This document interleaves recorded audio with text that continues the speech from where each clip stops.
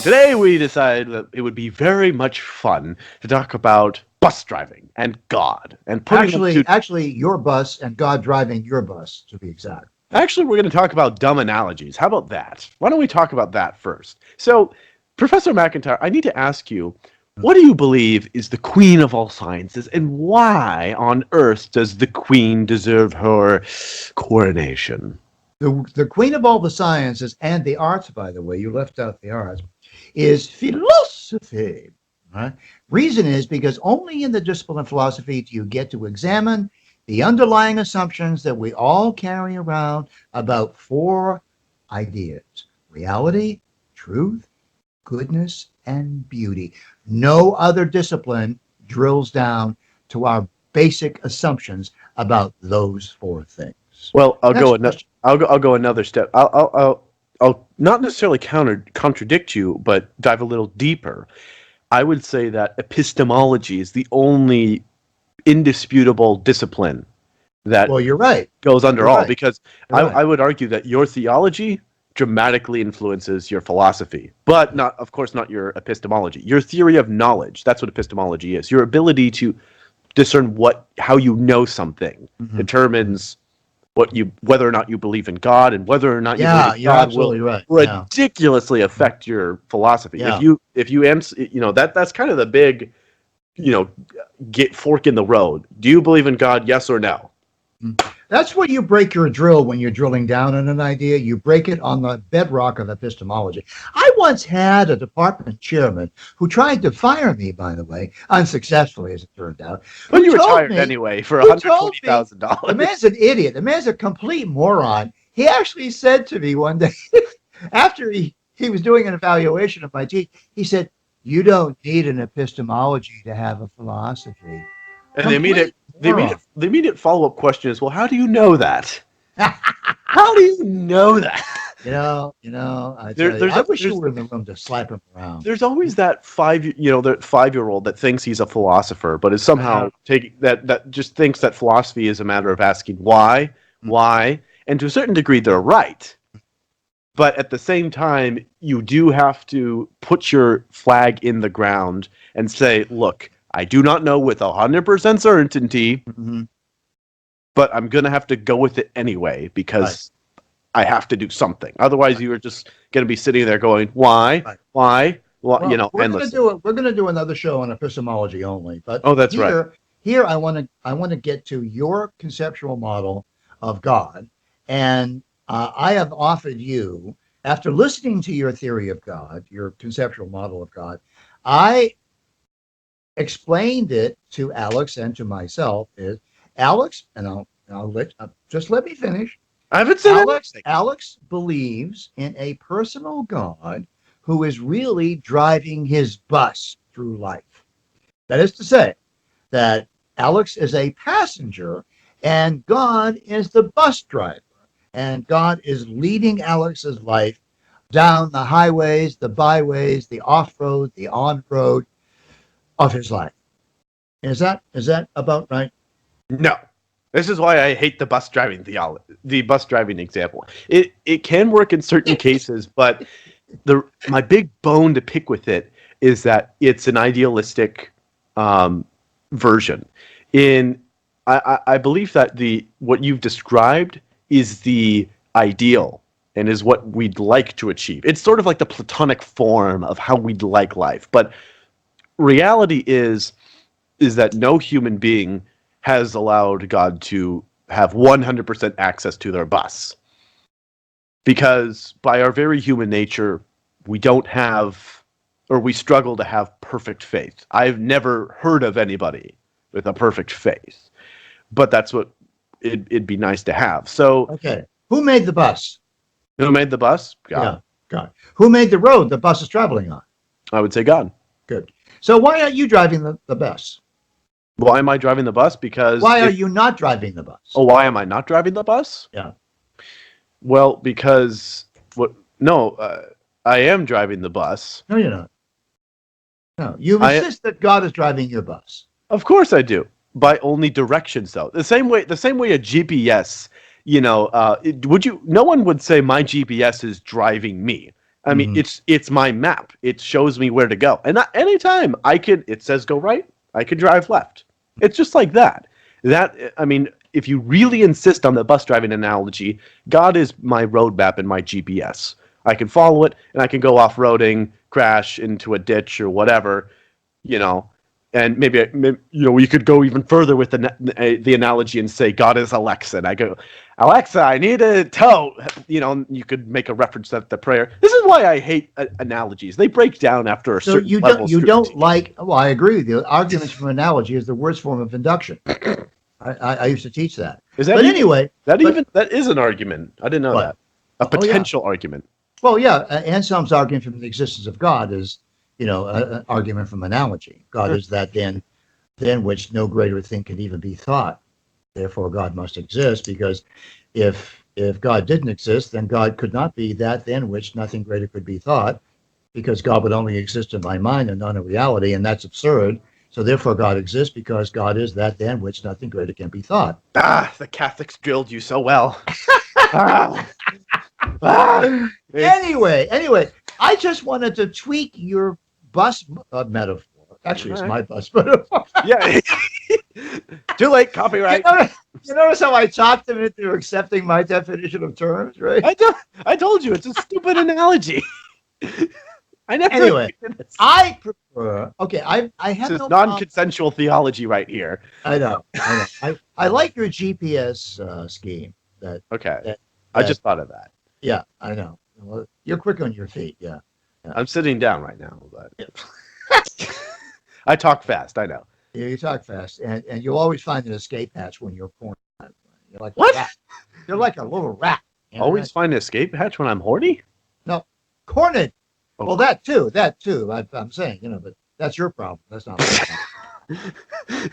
Anyway, Valentine's Day is coming up, so you better fix that. Right? Yeah. Well, God's driving my bus. Okay.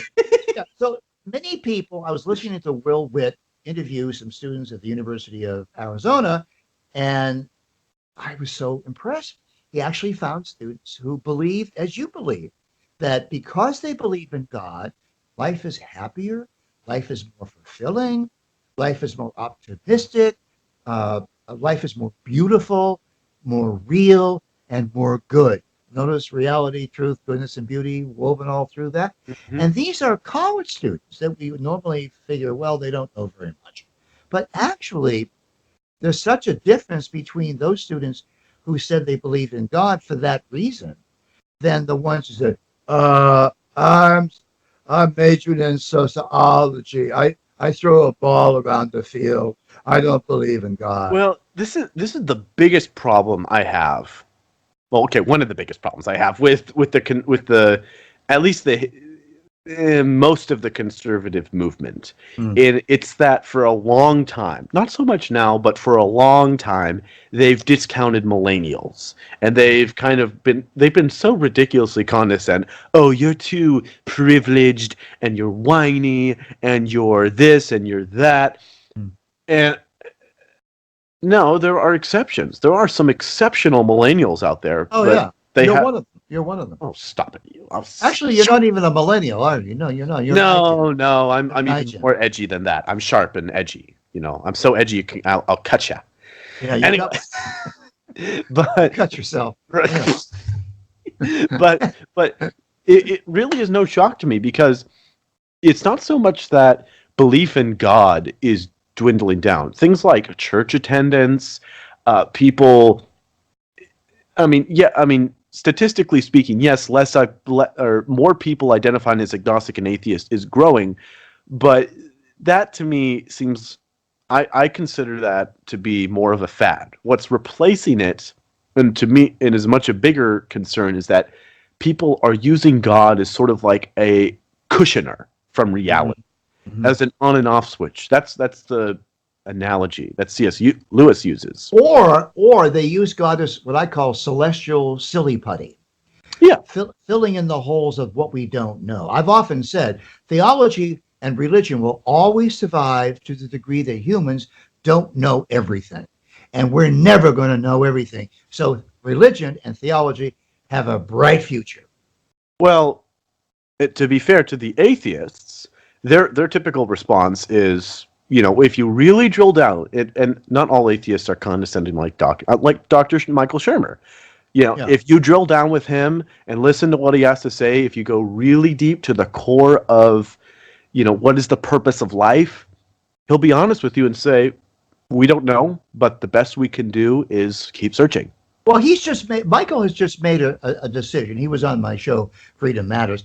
Michael makes the decision to only attenuate epistemologically to those things that he can verify with his senses: seeing, smelling, tasting, and touching. Empirical verification. For the rest, he says it's all brain activity. It's atoms bumping into each other in the brain. That's it. Now, I don't know about you, but Johann Sebastian Bach is more than atoms bumping into other atoms in my brain. I'm sorry. Okay, I Now, could tell the difference between rap music and Johann Sebastian Bach. Boo bada boo anyway, bada boo boo boo boo boo boo boo boo boo boo you need to get off boo those boo. drugs. You really need to get off those drugs, whatever they are. Most, I would say, just from Drinking being, wine. oh, that's right, yeah, from being exposed to my fellow or peers that are secular, Yeah, they they buy into that philosophy because yeah. I would say it's a lack of real experiences or supernatural experiences. Mm-hmm. And I'm not saying that. Well, yeah, I mean, the majority of activities that most of my peers do are secular nature, and secular activities are encouraged versus religious experience or spiritual experiences of either good or bad natures are usually shoved away as something that you only wackos or weirdos do, and it's not really, unless you are born into a kind of environment, it's very rare for you to pursue or seek it out because it's so discouraged by the culture, which is very depressing because if you believe that if all the data in the universe could be poured into a computer, there would be no mystery to reality whatsoever. If you really believe that, then you're doomed to misery Yeah. because life is predictable now. You Well, there's cannot. always new data. There's There's all. always new Yeah. data. Well, that's true. I mean, for of course, I'm talking from a Now hypothetical. Shermer admits this. He admits there's always new data. All he says is, "Show me the proof." And if you don't have the proof, I'm just going to write you off as saying, "Okay, that's just your opinion." Sure. And you know what? He has the right to do that, and the empiricists have the right to do that. But my problem with the millennials, not with your generation, because I think that your generation is turning the corner on this. But the millennials, they don't read literature, they don't read history, they've never been taught civics, they certainly don't read philosophy. They spend their time uh, uh, blowing weed and watching porn. That's what they do. It's really hard for me to refute that going through the list of all my friends.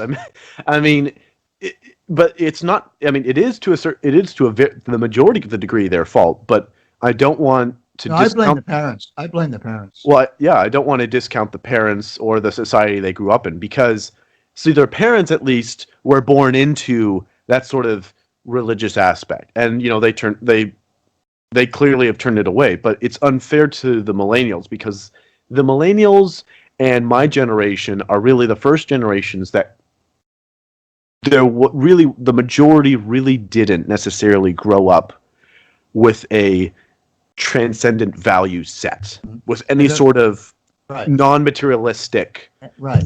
And the reason for that is because the teachers from K through 12, actually K through 14, And especially were college. the Bad. children of hippies. Mhm. And the children of the hippies bought, as Roger Scruton, our discussion with Roger Scruton, they have bought into a totally materialistic outlook upon the world. There's no wind under their wings. That's it. They don't have any lift. But your generation is revolting against that because every generation must rebel. Absolutely, we must. So Yeah. now, I mean, I'm seeing people my age and younger that are very materialistic, but they recognize their unsatisfaction, Mhm. and they want something more. They don't, religion has been so trashed and demeaned and mocked by comedians and politicians and you know and professors and all that. They're very hesitant to go up to it, which is why churches are now doing a big, revolt against religion. They're rebranding themselves. Hmm. For example, a very, very common thing in Protestant churches is you'll hear, "Oh, it's not a religion; it's a relationship." Which, if you said that 100 or 200 years ago, people would have just thought you were We on some laugh at you. I know. drugs or I whatever. know. I know. I But know. now, that's what they're really pushing for, is trying to trim off the excess fat of, Yep.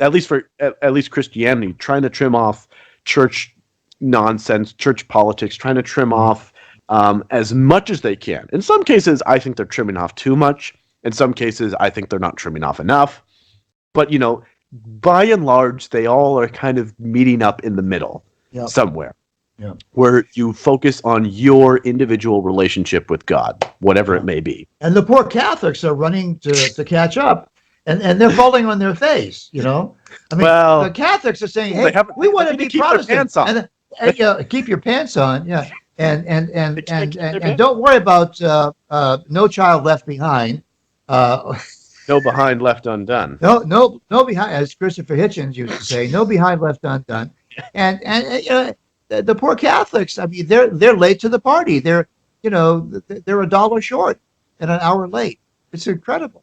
You know, I can honestly, at least I will open them with welcome arms when they come around. Well, There's I this don't. one.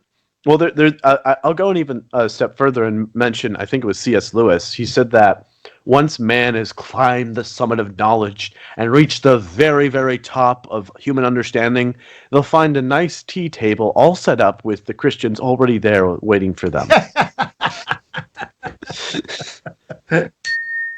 There you are. I have an No, ice crystal wine glass. Did you hear that? Every time you score a point, I'm gonna hit the wine glass. keep bringing it, kid. Yeah. Anyway, this was Theology with Alex and Mark. Welcome to the Alex and Mark Show. Now we're going to say goodbye, but don't forget to subscribe. God love you. And bless you.